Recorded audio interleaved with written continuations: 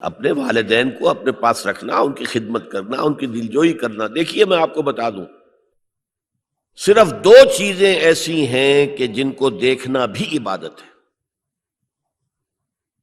خانہ کعبہ کو آپ طواف نہ کر رہے ہیں، بیٹھے ہوئے ہوں، اس کی تعظیم کے ساتھ، محبت کے ساتھ اسے دیکھیں، یہ عبادت ہے۔ اور بوڑھے والدین کو محبت کی نگاہ سے دیکھنا عبادت ہے۔ اصل میں بڑا سائیکولوجیکل پرابلم یہ ہوتا ہے کہ جب آپ چھوٹے تھے، بچے تھے، تو والدین کی محبت آپ پر مرکوز تھی۔ اب جب آپ بڑے ہو گئے، آپ کی اولاد ہو گئی، آپ کی محبت اپنی اولاد پر جو مرکوز ہو گئی، تو ایک محبت کی پیاس والدین میں پیدا ہو جاتی ہے۔